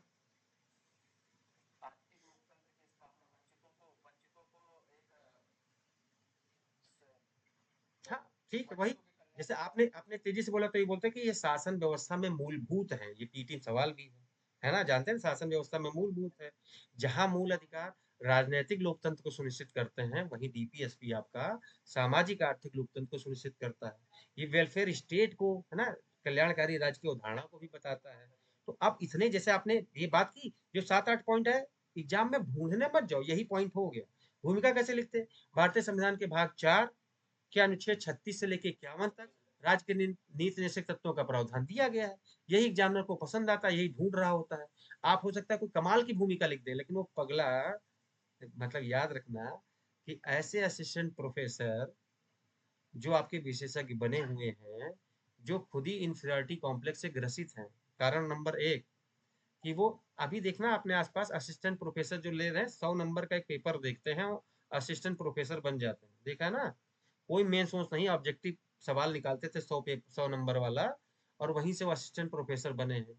यही बाबूजी जब पढ़ाई लिखाई और छोड़ देंगे, तो 10 साल बाद वो सब्जेक्ट के विशेषज्ञ बन जाते हैं, ठीक है। और उनके सामने कभी आपकी कॉपी पहुंच जाती है, तो उनके अंदर कुछ लोग तो बहुत अच्छे होते हैं, प्रोग्रेसिव माइंड के होते हैं, वो तो ठीक है। लेकिन कुछ लोग जो बिल्कुल अड़ियल लोया कि जीवन में हम मेंस दिए ही नहीं थे, या मेरे दिया भी था तो मेंस में इतने कम नंबर पाए थे, है ना, 70 नंबर पाया था, तो 70 से लड़के को तो ज्यादा जानने दूंगा नहीं, हमसे ज्ञानी तो है नहीं ये। तो ये भी बातें चलती रहती है। समझ पाई कि नहीं समझ पाए? तो ये भी फिलॉसफी याद रखो कि कभी कभार आपके रिजल्ट की नकारात्मकता में आपका ही योगदान नहीं है, सिस्टम का भी योगदान हो जाता है। और ये संगठित रूप से नहीं होता है, ये बस प्लान तरीके से नहीं हुआ है, ये हो गया क्योंकि क्या पता कोई प्रोग्रेसिव माइंड वाला की गजब यार, मुझे जानकारी मिली, बहुत अच्छा बताया मनोरमा ने, तो हमने तारीफ कर दी। और कुछ लोगों को ऐसा लगा कि यार मनोरमा तो हमारे ज्ञान को भी चैलेंज कर रही है, ये लड़की मुझसे ज्यादा जानती है, ऐसा अगर फीलिंग आ गई, तो वो क्या करेगा, वो आपको परेशान करना स्टार्ट करेगा, ठीक है। तो ये चीजें कि आप प्रोग्रेसिव होना बहुत जरूरी है, कि जहां से ज्ञान मिले बटोर लो, ठीक है। तो अपने आप, भाई आपके लिए फायदा क्या जी, अच्छा वहां हमारा बस ही नहीं है, उनको सुधार पाना आपके बस में नहीं है, तो आप अपनी से जंग लड़ सकते हैं, आप अपने को बेहतर बना सकते हैं। तो आपस में म्यूचुअली कैसे सीखना है, कैसे पढ़ना है, अच्छे पॉइंट सोचिए, अच्छे पॉइंट डालिए। जैसे डीपीएसपी में बात की, अब अगर आपसे पूछे, जो कल हम लोगों ने बात की थी कि डीपीएसपी में कितनी बार संशोधन किया गया है, संख्या बताओ फटाक, जल्दी जल्दी, देर मत करो, सब लोग माइक अनम्यूट कर लो। जो लोग भाग जाते हो, जैसे पॉलिटिक्स चलती है तो भाग जाते हैं बहुत लोग ना, कि यार पॉलिटी तो जानता ही हूँ, मैं जानता हूँ कि आप पीटी जानते हैं, इसी बहाने मेंस वाला भी पॉइंट तो चलता रहता है। वो सारी बातें मैंने बताई थी कि इस पे 5 सवाल पूछ सकते हैं। अरे 44 42 44 86 97, 42 44 45 नहीं है, 42 8, हाँ 97, 86 और 97 मिला के 4 बार संशोधन हुआ है ना। डीपीएसपी में 4 बार, लक्ष्मीकांत में जो लिखा 4 बार संशोधन हुआ है। यूपीएससी ने भी सवाल पूछा था, 42वें संविधान संशोधन से कौन चीजें जोड़ी गई थी, तो मैंने कल कहा था जो बाद में ए वाला था वो सब जोड़ा गया था, 43A 48A, है ना, और आपका 39A, ये सब 42वें संविधान संशोधन से 4 6 जोड़ी गई थी। उसने पूछा था जो 42वें से जोड़ा गया था कौन नहीं था, है ना। तो ये यूपीएससी का सवाल, तो मैंने कहा ये सब बताने के बाद बोला था कि जाके अपने जो जितने वो आपके सारे सवाल है ना घटना चक्र में डीपीएसपी से रिलेटेड, वो सारे लगा के देखना, और जिनको समझ में ना आया हो तो मुझे प्लीज फोन कर लेना, है ना। तो ये यहाँ से सवाल आपसे मेंस में भी फ्रेम कर सकता है, और ऐसा ना हो कि आपके पास वो शब्दावली याद नहीं आ रही है। फिर मैंने आपको ये भी बताया था कि विपक्ष के आप जितने भी अधिनियम देख रहे होंगे, जितने भी, चाहे वो पर्यावरण संरक्षण अधिनियम है, चाहे वाइल्ड लाइफ प्रोटेक्शन एक्ट है, या कोई भी, वो सारे डीपीएसपी से क्या है, गाइडेड है। यानी सरकार को एक तरीके से सकारात्मक ऊर्जा देते थे कि राज्य के नागरिकों के हितों के लिए कुछ कर रहे हैं एक्स्ट्रा, है ना। और उससे वो शक्ति लेके देखिएगा, इतने जितने अधिनियम आप चाहे मातृत्व लाभ अधिनियम देख लें, चाहे मनरेगा देख लें, वो सब अधिनियम इससे शक्ति प्राप्त कर रहे हैं, या यहीं से लोग ऊर्जा लेके वो उन्हें नागरिकों के कल्याण के लिए इतना कुछ बनाया है। ठीक है, तो ये सब बेसिक फिलॉसफी आपकी क्लियर होनी चाहिए। अगला टॉपिक अपना मूल कर्तव्य का है, और मूल कर्तव्य में क्या खास बात लिखी है। मूल कर्तव्य भाग किस में आता है, भाग 4 में आता है, सही है कि गलत, बोलना गलत है कि सही है। हाँ, 4 ए आना है, सिर्फ 4 लिखेगा तो गलत हो जाएगा, बिल्कुल कॉन्फिडेंस से काटना है। दूसरा, आपको पता है क्या भारतीय मतलब मैं आपसे ऐसे सवाल इस लेवल पे पूछ सकता हूँ, इस लेवल पे सवाल इस लेवल पे आपसे सवाल पूछ सकता हूँ कि मूल कर्तव्य जो है वो क्या ओरिजिनल संविधान में था, तो आप कहेंगे नहीं। आपको सब याद है, मैं जानता हूँ कि याद है, अब इसमें क्या नया पढ़ा सकता हूँ। तो मूल संविधान में आपका ये जो फंडामेंटल ड्यूटी से ये था ही नहीं। तो जब ये डाला गया 42वें संविधान संशोधन से, स्वर्ण सिंह समिति के सिफारिश के आधार पर डाला गया, और शुरुआत में जब डाला गया तो 10 ही मूल कर्तव्य डाले गए थे। 11वां जो मूल कर्तव्य है वो आपका कब डाला गया, 86वें से जो है संविधान संशोधन। हाँ, अरे 10 थे, समझा दिया गया। अब आपसे पूछूं कि जो अनुच्छेद 45 है, उसमें से किस उम्र के बच्चों को राज्य की जिम्मेदारी है पढ़ाने लिखाने की, ऐसे मैं व्यवहारिक बात। हाँ, तो यहाँ 0 से 6 है, और आर्टिकल 21 में 6 से 14 है, मूल कर्तव्य वाले में सबसे लास्ट वाला है वहां भी 6 से 14 है। कंफ्यूज तो नहीं है ना बिल्कुल भी। तो ये बिल्कुल आपकी पिक्चर क्लियर होनी चाहिए। तो ये जो 11 मूल कर्तव्य है, ये 11 मूल कर्तव्य को एक बार जरूर पढ़ लो। यूपीएससी का फेवरेट टॉपिक है, यहाँ से खूब बार बार पूछता है कौन मौलिक कर्तव्य है कि नहीं। जैसे मैं आपसे पूछूं, अनुसूचित जातियों के जो है संरक्षण का, है ना, संरक्षण करना, हितों का संरक्षण करना मूल कर्तव्य है कि नहीं।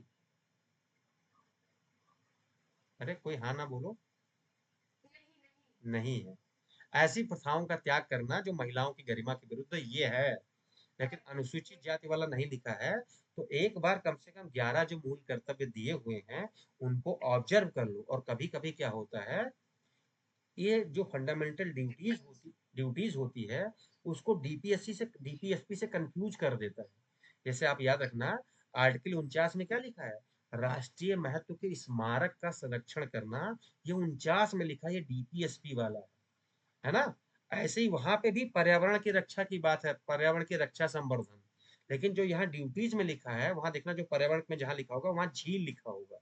अगर आप वो 11 पढ़ेंगे ना, तो उसमें लिखा होगा झील वाला, ठीक है, कि झील लिखा है प्राकृतिक पर्यावरण की, जिसमें के अंतर्गत वन, झील, नदी। तो मैं से अपने आप के लिए बना लिया था कि जब जहाँ झील आ जाएगा वो कर्तव्य वाला है, और वो वाला जो है 48 ए में भी वहां भी लिखा पर्यावरण। तो इन दोनों को अलग अलग करके देखना कि 48 ए भी पढ़ लो, और मूल कर्तव्य के अंतर्गत भी जो पर्यावरण की रक्षा वाली बात है वो भी पढ़ लो। है ना, यहाँ पे लिखा ये भी है कि व्यक्तिगत भी आप प्रयास करेंगे, सामूहिक भी प्रयास करेंगे, तो दोनों प्रयास कर सकते हैं जिससे राष्ट्र को आप आगे लेके जा सके। बाकी ध्यान से पढ़ना है कि संविधान का पालन करें, और उसके द्वारा जो आदर्श हैं, संस्थाएं हैं, है ना, या राष्ट्रध्वज या राष्ट्रगीत है, इनका जो हम क्या करेंगे, आदर करेंगे। स्वतंत्रता के लिए जो लोग, अब ऐसे याद करने के लिए अपनी भावनाओं, स्वतंत्रता के लिए जो मर मिटे हैं, यानी स्वतंत्रता के लिए जो है राष्ट्रीय आंदोलन को प्रेरित करने वाले उच्च आदर्श है, मैं तो ऐसे याद करता हूँ, स्वतंत्रता के लिए जो लोग मर मिटे हैं उनको अपने दिल में स्थान देना, उनको अपने दिल में बसा के रखना। फिर भाषा ठीक कर लो, आप जैसे भी समझ सकते हैं। तीसरा लिखा हुआ, भारत की संप्रभुता, एकता और अखंडता को अक्षुण्ण रखें। चौथा, देश की रक्षा करें, बुलाए जाने पर समर्पित हो जाएं। पांचवा ये लिखा, भारत के सभी लोगों में समरसता और भ्रातृत्व भावना की स्थापना करना। ऐसी प्रथाओं का त्याग करना जो महिला की गरिमा के विरुद्ध हो, है ना। हमारी सामाजिक संस्कृति का जो है पालन करना है। साइंटिफिक टेम्परामेंट भी दिया है ना, ये बातें आपको पता ही चल गई। व्यक्तिगत सामूहिक मैंने बता ही दिया। और 6 से 14 साल तक के बच्चों को अभिभावक यानी माता पिता का उत्तरदायित्व कि बच्चों को स्कूल भेजें, ठीक है ना। ये अधिनियम 86वें अधिनियम से जोड़ दिया गया था। अब इसमें आप देखिए, कोई कभी लिख देगा फालतू का कि वोट डालने का अधिकार जो है मताधिकार एक कर्तव्य है, तो वो काट दो कि आपने पढ़ डाला है समझ के, तो इसके इतर कोई भी चीज लिखी तो वो गलत है। तो ये आपको पता होना चाहिए। अब अगर आपसे सवाल कभी पूछता है तो आपको जानते हैं ना कि मूल अधिकार और मूल कर्तव्य ये एक दूसरे के पूरक होते हैं। कि नागरिकों के पास क्या है, अगर दोनों में अंतर करना हो कि अधिकार है आपके पास, तो आप ये कर्तव्य किस पे लागू होता है? कर्तव्य केवल नागरिकों पे। मूल अधिकार में जो आपको अधिकार मिले थे, याद है, कुछ अधिकार आपको थे केवल नागरिकों को मिलते थे, बाकी अधिकार सबको मिलते थे, नागरिकों को और विदेशियों को। याद है ना, मैंने बोला था 15, 16, 19, 29, 30 ये अधिकार ऐसे थे जो केवल नागरिकों को मिलते थे। याद रहेगा, 15, 16, 19, 29, 30 ऐसे बोल देता हूँ। तो ये खाली नागरिकों को मिलते थे और बाकी सबको मिलते थे। लेकिन जो ये कर्तव्य की भावना है, ये केवल किस पे आरोपित होते हैं? नागरिकों पे आरोपित होते हैं। तो मूल अधिकार और मूल कर्तव्य ये दोनों आपस में एक दूसरे से क्या है, पूरक के रूप में भूमिका निभाते हैं। और गांधी जी जैसे जो है व्यक्ति इसके बारे में बोला करते थे कि आपको मूल कर्तव्य का पालन अधिकार से पहले करना चाहिए, है ना। अगर आप अधिकार का फायदा लेते हैं तो अपने कर्तव्यों का भी निर्वहन करना चाहिए, ठीक है ना। अब आपसे यहाँ से सवाल मेंस में बना सकता है कि मौलिक कर्तव्य का महत्व क्या है या विशेषताएं अगर पूछ ले, तो अब बताइए, इतना सब कुछ जानने के बाद अगर आपसे 4 विशेषताओं के उदाहरण मेंस में न लिख सके कि 4 विशेषताएं मौलिक कर्तव्य की क्या है, तो गलत बात है कि नहीं है? तो मौलिक कर्तव्य की विशेषताएं तो अगर ना समझ में आए तो यही बता दो। जैसे हमारी जब शक्तियां ही सीमित हो जाए, जानकारी कुछ ना हो, कमजोर पड़ जाए, तो सीधे लिखो भाग 4 में है ना, भाग 4 ए में है। स्वर्ण सिंह समिति की सिफारिश के आधार पर लागू किया गया था 42वें में। सब वो छोटे छोटे टुकड़े तोड़ करके तो लिखेंगे, लेकिन अगर आपको पता हो तो आप जानते हैं मौलिक कर्तव्य में कुछ नैतिक कर्तव्य है तो कुछ नागरिक कर्तव्य है। जैसे आपको नैतिक कर्तव्य कौन है कि स्वतंत्रता संग्राम के लिए जो आपके लोग मर मिटे थे, उच्च आदर्श उनको अपने हृदय में जो है समाये रखना।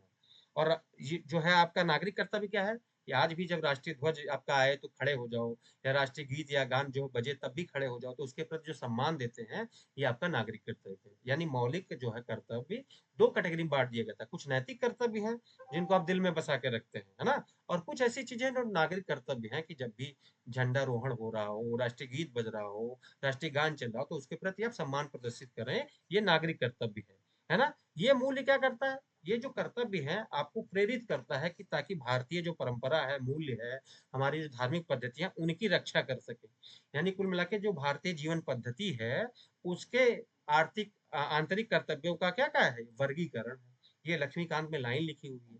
तीसरा, कुछ मूल अधिकार जो सभी लोगों के लिए है, चाहे वह नागरिक हो या विदेशी, लेकिन मूल कर्तव्य केवल नागरिकों के लिए। मैंने अभी आपको समझा दिया कि मूल कर्तव्य केवल नागरिक पे लागू होता है, विदेशियों पे लागू नहीं होता है। आप उनसे उम्मीद मत करिए कि वो आपके जो है झंडारोहण जब हो या जो है राष्ट्रगान बजेगा तो वो खड़े होंगे, है ना, या वैसा करेंगे, तो उनसे उम्मीद मत करिए।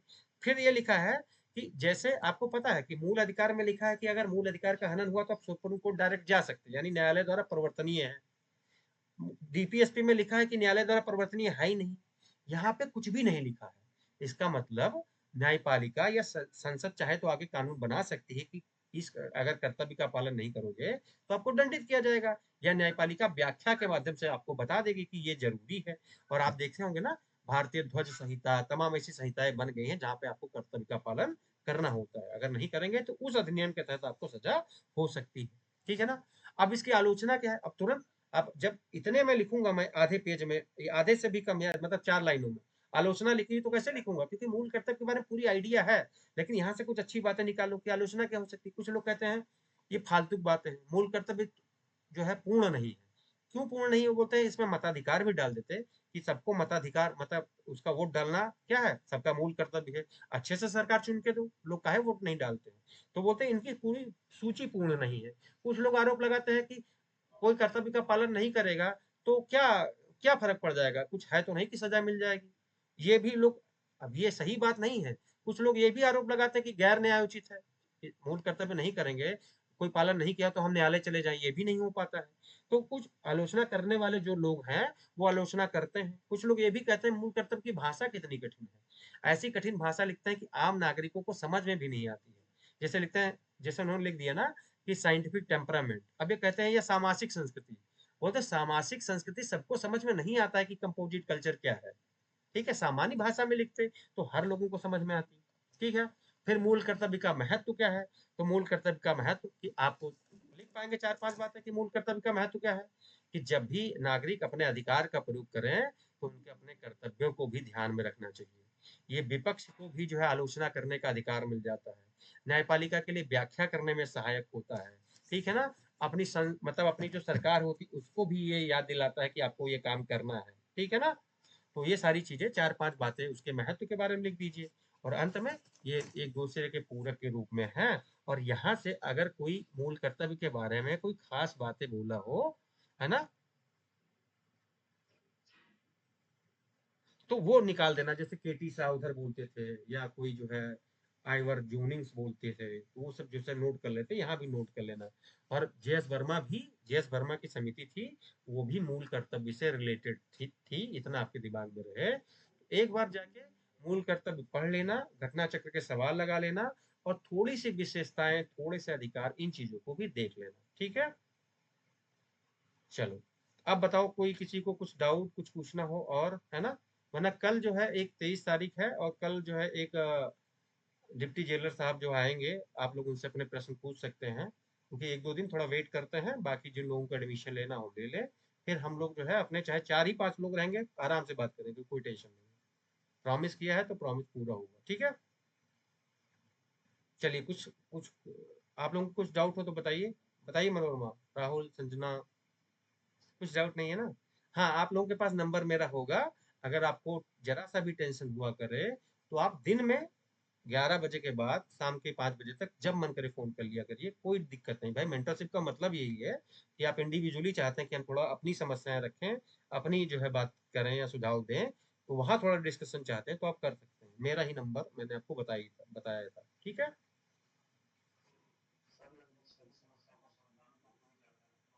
चलिए। नहीं, मैं आपसे जबरदस्ती नहीं कह रहा हूँ, मैंने कहा कि जब आपको लगे दुविधा, है ना, टॉपिक से लेके हर चीजों पे, आपको अपना जीवन में भी परेशान हो तो भी कर सकते हैं। ठीक है, चलिए। सब लोगों को शुभ रात्रि, गुड नाइट। अच्छे से आप लोग जो है लगे रहिए, पढ़ाई करते रहिए।